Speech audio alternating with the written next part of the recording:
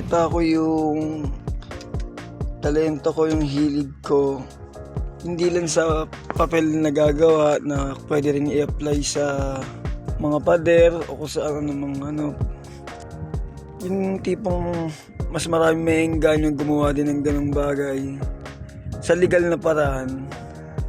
Kasi kapag nakita nila yung mga gawa namin, mga mural sa kalsada, mas marami naman bumibilib kaysa sa mga nag-judge. Tapos ayun, naengganyo na rin sila na maging hilig din nila yun.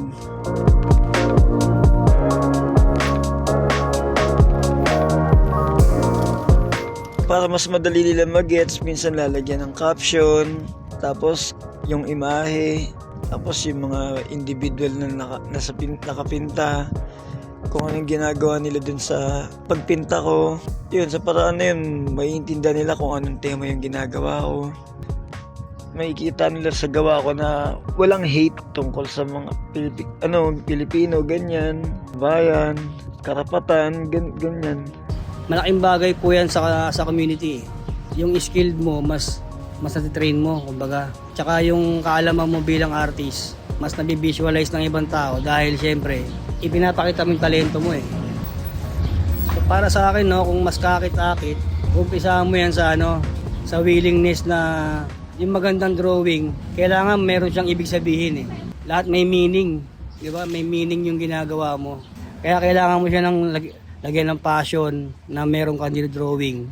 Ito naman talaga yun. Nakilala ko niya kaya nakagawa ko yung yun. Ano yan, famous yan. Represent na rin yung Philippine hip-hop culture. So, since he died, Kasama na rin po yung PT. Mas napansin po namin na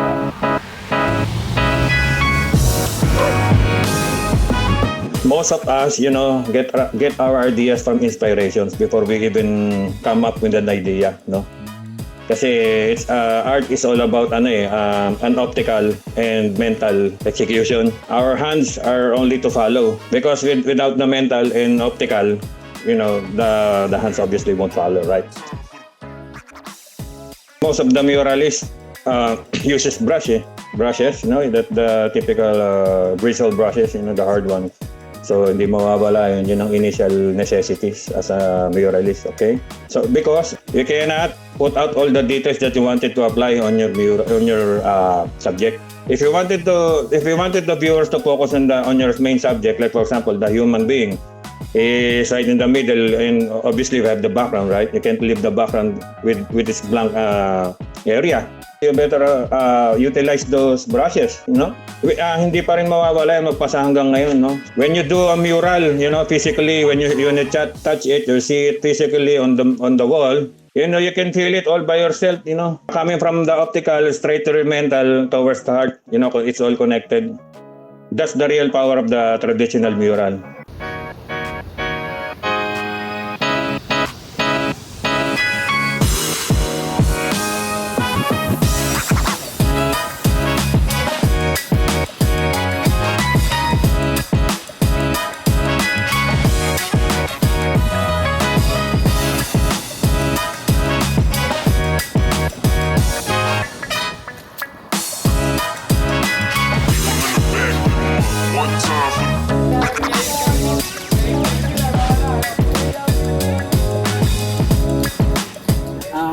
Pangalan ko is Ernie and ang gamit kong street name sa graffiti is MC Ni.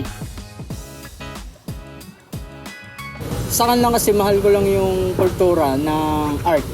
Even traditional or digital, sa papel, sa pader, sa balat, mga ganun.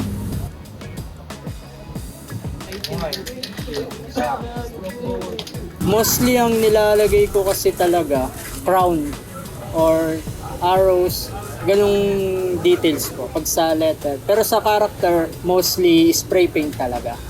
Rollers, pang graffiti culture talaga. Gusto ko lang po share yung ganitong style ng artwork sa paligid nun. Para may aware din yung ibang mga places na hindi lang sa papel pwedeng gumawa ng art. Gumagamit din ako ng latex paint na water-based na gumagamit ng brush, tapos mga spray para sa mga effects na mga lightning, mga ilaw, mga ganun. Yung pyesa ko kasi parang makamasa lang din na okay, makulay, maganda. Yung public mismo magsasabi sa'yo na, "Uy, ang ganda naman ang gawa mo. Uy, ang ganda naman. Uy, ang angas na ito ah." Sila na rin mismo mag-declare sa'yo na okay na. Pero iba pa rin yung mapifeel mo na satisfy ka sa ginawa mo tsaka masaya ka talaga sa resulta.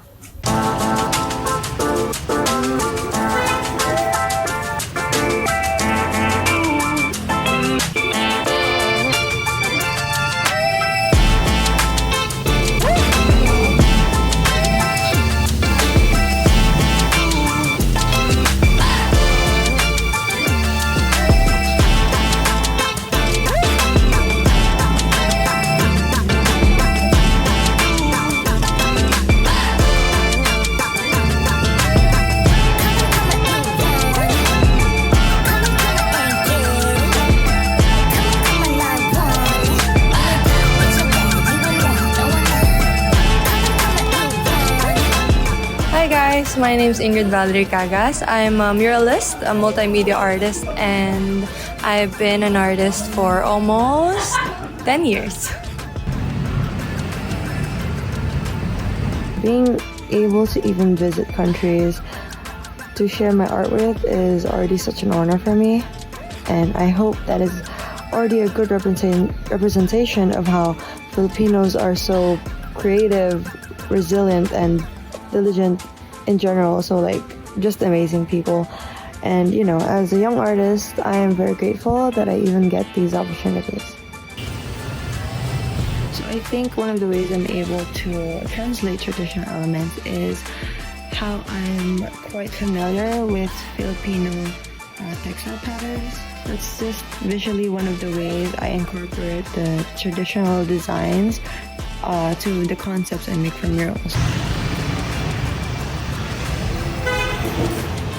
Clients are still willing to look for actual art to put in their restaurants instead of prints. But yeah, overall, we're glad to be able to share our talent and, you know, our works all over. So usually with my works, I do a trial mock-up or a mock-up first, and then I have that approved by a client. With the help of technology and digital arts, you know, we're able to visualize with the client kung anong kakalabasan ng mural.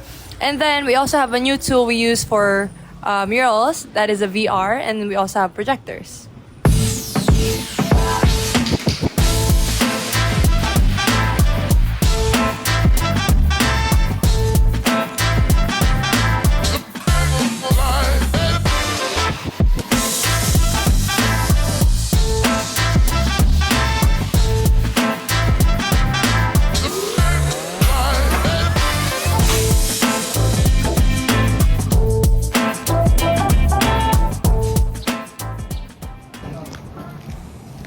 Ako si Sim Tolentino, isa akong visual artist.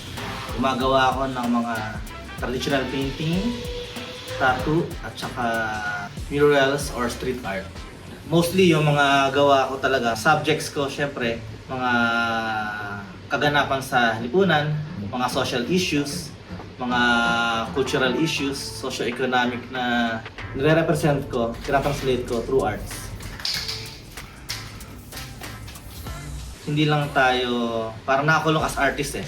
Mas preferred namin na tawagin yung mga sarili namin na manggagawang pangkultura. So lumilikha, gumagawa para sa kultura gamit ang sining.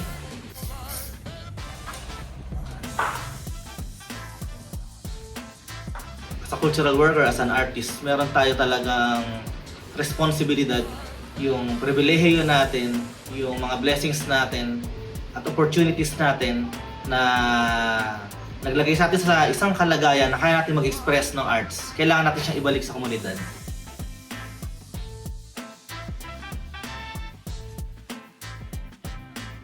Ang isa kasing magandang tradisyon ng kulturang Pilipino na kailangan nating laging ipakita yung tradisyon, yung katangian niya, pagpapahalaga sa kapwa-tao, paano niya pahalagahan yung kalikasan, paano niya ingatan yung pamilya niya, paano niyang hindi hinihiwalay yung sarili niya sa komunidad.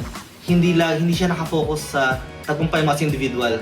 Walang saysay ang individual na achievement kung lagi naiiwanan yung progress ng komunidad.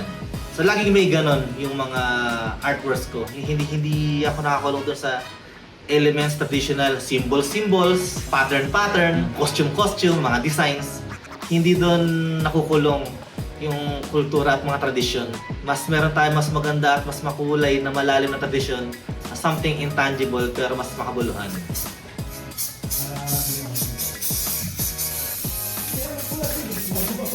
Pinaka-struggle ng artist sa Pilipinas, yung economic part niya. Ang sining, undervalued, mababa yung pagpapahalaga sa kanya. Ang mga artists, kinukonsider lang na parang ordinaryong mga puwersa ng paggawa na para bang ito'y simpleng bagay lang. Diba? Sa pagtutulak mo nung culture, nung pagpapataas at pagpapahalaga sa sining, pagpapalaki ng komunidad ng mga artists, yun lang talaga yung way para mas ma-appreciate ng community yung kahalagahan ng arts, para rin siya magkaroon pa ng mas mataas na value. Yun lang din yung purpose.